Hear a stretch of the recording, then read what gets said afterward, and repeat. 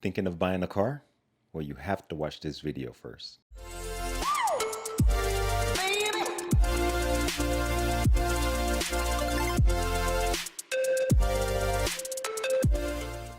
Hey YouTube, this is LaShawn Wiley with the Science of Managing, and today's episode I am going to go over 5 things you want to keep in mind and know before making that car purchase from that car dealership. Whether it's a big dealership or a small lot, these are 5 things you're definitely going to want to keep in mind. Okay, and I have made several car purchases over the years. I want to say I've made either directly myself or with someone else. I've made around 10 to 12 car purchases over the years. So this is based on those experiences and also based on the fact that I'm a banker who deal with auto loans all the time. So I kind of know what to look for. So let's get right into it.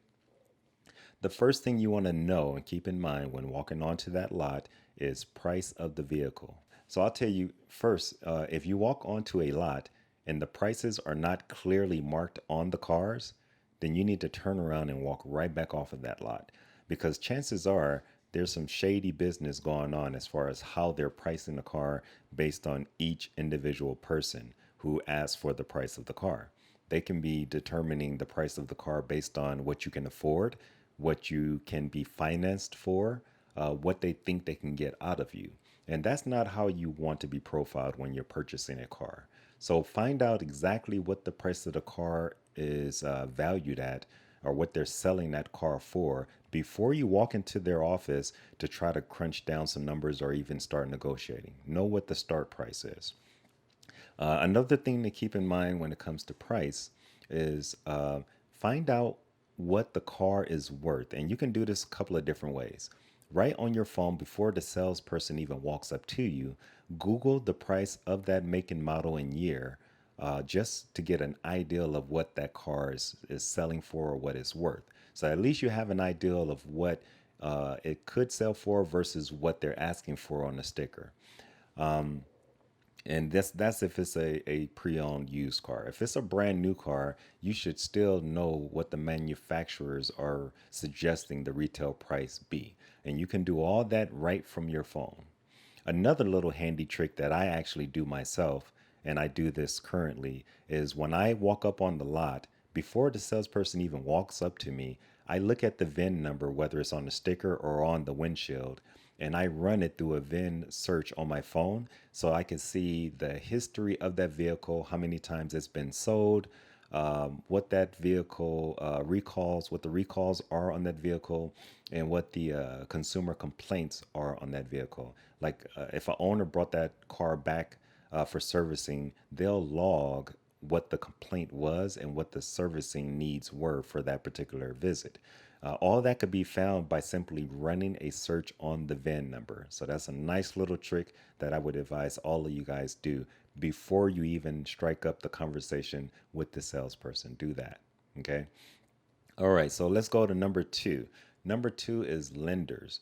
Now, when you go to these bigger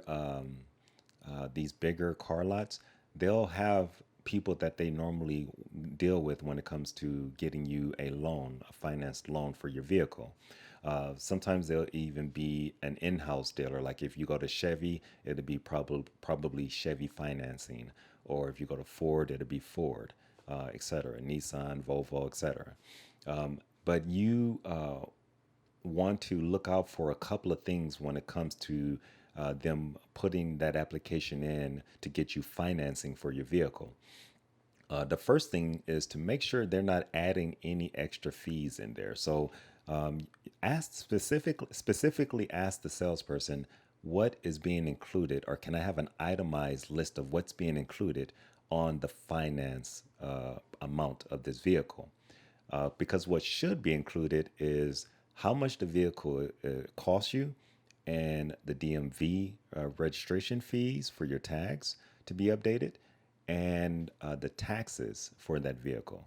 Okay, so the price of the vehicle, tags, and taxes. Anything other than that being included, you need to know what it is and even challenge it if it doesn't seem right. so that they can pull it out. It shouldn't be in there if it's junk. So make sure there's no junk in the amount that's being financed. When it comes to lending and finance charges, the things you really want to know is what your interest rate is for the amount that's being financed, how many months is being financed for, and how much is being financed. All right, so let's go to number three. Number three is trade in.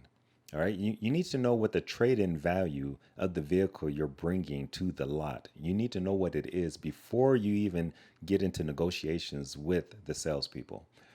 You can look up your trade in value on KBB, that's KellyBlueBook.com or KBB.com, to find out what the trade in value for your car is. Now, let's say, for example, the trade in value for your car is $8,000.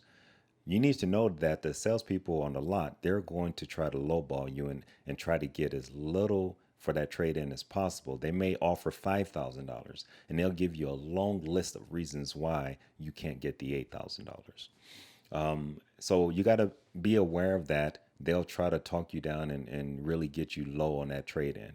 If you can buy a new car without trading in your old car at all, that would probably be the best bet. Keep your old car and sell it or give it to a relative. But giving it to the car lot is almost equal to giving it away in some cases because you're just not going to get what the car is worth. If you can sell the car yourself on the side, then go ahead and do that. But if you are set on actually trading it in, make sure you get what the car is really worth when you're trading it in. And make sure they don't, if they give you the $8,000, for example, make sure they don't add more money on the price of the vehicle to kind of offset the fact that they're giving you the $8,000 for the trade in, what it's worth. Okay, so yeah, just be careful when it comes to your trade ins and keep the car if you have an option to just keep the car. All right, so number four, and before we get into number four, if you guys find any value in any of the information that I'm giving you, go ahead and hit that like button for me and go ahead and subscribe to the channel. I appreciate every single one of my subscribers. All right, so let's go to number four. Number four is warranty. Be sure to ask what type of warranty comes with the vehicle. Now, at the least, it should come with a 60-day or 90-day lemon law warranty. That simply means if the car is junk and has a lot of problems and they can't even fix the car and get it running right, you have a right to turn that car back in and basically argue that they sold you a lemon. But more of a standard warranty would be either a powertrain warranty, which would include your engine and your transmission, or what they call a bumper to bumper warranty, which would include everything in the car, excluding any normal wear and tear of the car. Some car lots will offer a powertrain and a bumper to bumper warranty side by side, with the powertrain warranty going a little bit longer than the bumper to bumper warranty. So ask and find out what type of warranties come with the car. Now, if it does not come with a warranty other than the lemon law warranty, they may offer to sell you an extended warranty. I'll say take the extended warranty at your own risk, though, because a lot of times, if you don't keep up with the routine maintenance of the vehicle, they will not honor that extended warranty if something goes wrong with the vehicle. So if you do that at your own risk. All right. And let's go to number five. My final one, number five, is bait and switch. Now, what is a bait and switch? A bait and switch is a tactic used by some dishonest car lots where they will basically advertise a vehicle, whether it's in a newspaper or on the windshield of the vehicle, a price that is super low and attractive. Once you are baited in and you go in and try to make that purchase of that vehicle for that great price, they'll turn around and say something like, you know what? Someone just told me that that car was already sold and I can't sell it to you. There was a mistake made. I do apologize, but you did tell me you were interested in that other car, or I might have some other vehicles that I can show you. And before you know it, you're buying a car that costs more money with less favorable terms. And the dealer is pretending like they didn't even know what was going on when all along they knew exactly what they were doing. And there's a lot of different variations of this style of bait and switch when it comes to car lots. So just be aware that it exists. And even if they're being good actors to pretend like they really have no idea what's going on, it's all just a show. They know exactly what they're doing. So know what a bait and switch is and know how to avoid it and know how to recognize it if it's happening in front of you while you're trying to make your purchase. Okay, so those are the 5 things you want to keep in mind, and I'll go over them real quick. The first is price. Know what the price is before you walk into the office to sit down and negotiate a better price.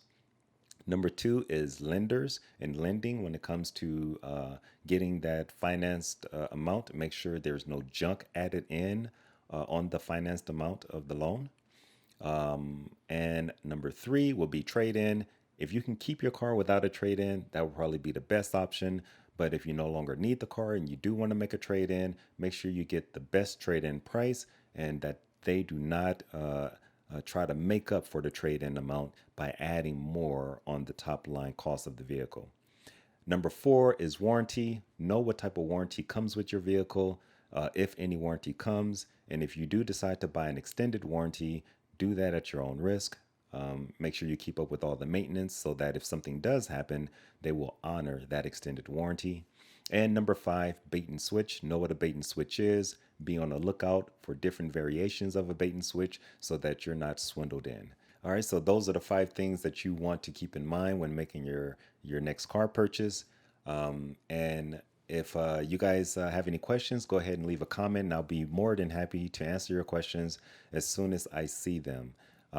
You guys succeed in life, no excuses, stay safe, and until next time, I'll see you guys later.